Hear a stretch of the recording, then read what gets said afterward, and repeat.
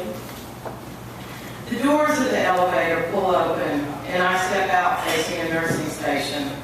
I turn to the right, and there's Mom. She stands, toothless and smiling, behind prison bars. I faint. I wake up to a friendly male nurse holding my hand. What happened, I ask. It must have upset you to see your mom. No kidding, I thought. Mom is nowhere to be seen. Can I go see her now? Holding onto my arm like I'm 87 instead of 18, he leads me back down the hall, past the elevators, and through the locked bar wall. We enter a room at the end.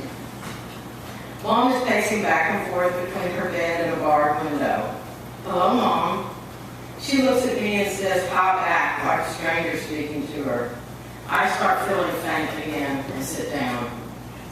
How are you feeling, I asked, terrified to hear her answer. She's dressed in a hospital gown, brown polyester pants, and house shoes. She looks frightened, and her pupils are weird. They're trying to keep me down here, tethered to the ground. Okay, I think her pupils are weird. She's a total freak. I turn to the nurse and ask if I can leave immediately. Sure, he says, and I wave goodbye as I run out of the room. I shouldn't have come. I sped home in my Firebird with my mind racing, blaring my Jackson Brown 8-track as loud as I could stand it, but the memories won't stop. In the 3rd grade, Mom had gotten sick for the first time. I rode my bike home and Dad was strangely home at 3 in the afternoon instead of at work. He said Mom had to go to the hospital. She was gone for weeks. She missed my dance recital for the first time. In the 6th grade, while I was at a sleepover, Dad had taken Mom to the hospital again. She didn't come home for months. Granddad moved in with us so Dad could work. Dad had explained at dinner one night she was very sick this time. The doctors couldn't figure out how to make it better. He asked us to pray for her. When she finally came home, she seemed brain dead. She didn't remember anything, including the names of the kids born a couple of weeks before she left. Mom had named them Sonny and Cher and Festus and Matt.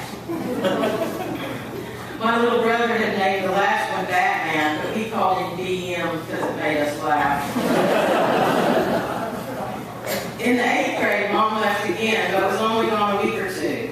While riding down the steep side of Bradley Lane on our 10-speeds in spring that year, my best friend Diane and I saw my mother dancing on the roof. Diane screamed over the rush of wind, "Your mom is probably insane!" "No, she's not," I screamed back. We never talked about it again. Up until my senior year, Mom stayed out of the hospital. Some new miracle drug had come along, and Mom had to have blood tests to keep her sane. She was still so freaky, I kept my friends away from the house. I had no idea what mental illness was, just that Mom was strange and got sick sometimes. That all changed the week before I went to see her at the hospital.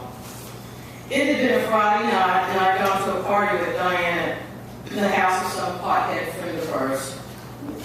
I tried to drink a beer for the first time that night, but it tasted horrible. I poured it out on a big house plant and held the near empty beer bottle for hours, feigning a deep love for beer. Mom was at the kitchen sink when I came home. I said goodnight and kissed her cheek. I can't remember if she spoke or not. I woke up to her lying on top of me screaming, "I know you're on drugs. I know it. I know it." I started screaming for her to get off and pushing back at her, but she was too strong to dislodge. Dad ran in and had to wrestle her off. He picked her up and carried her to the couch in the living room. I followed and watched him hold her down while she screamed and screamed. He asked me to call the police, and I remember crying as I told them our address. The police officers were nice, but they handcuffed her. The look on her face reminded me of the look on my collie's face when he got run over by a car. Jackson Brown is still blaring as I pull into our driveway after my visit to see Mom in the hospital. I am shaking and sick to my stomach. Dad and the boys aren't home, so I go to my bedroom and quickly fall into a sleep. In the dream, I am 2 or 3. Mom and I have on matching short outfits, and we're walking downtown on the sidewalk. I feel the tug of my arm reaching up to hold hands with her. She is beautiful, and I keep looking at her smiling face. Then the dream changes, and Mom waves from the roof as I ride by on my bike. I pull my hands off the handlebars and ride hands free, showing off. She claps, and I stop my ride to check on her. Then the dream changes one last time, and I'm back to 18. Dad and I drive up to the psych hospital, and in the parking lot, nude and toothless, is my mother.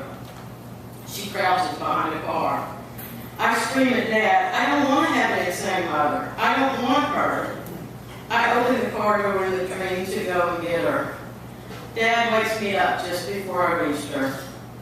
I started sobbing. I just had the worst dream. Mom was normal, and then she was sick and naked and toothless and wandering around some parking lot. It was horrible.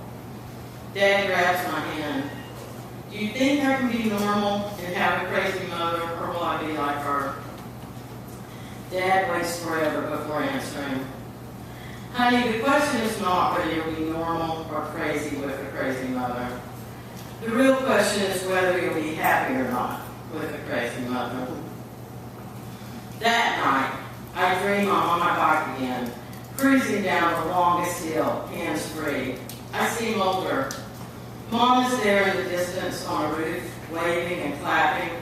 I wave back, but this time, I keep my eyes on the road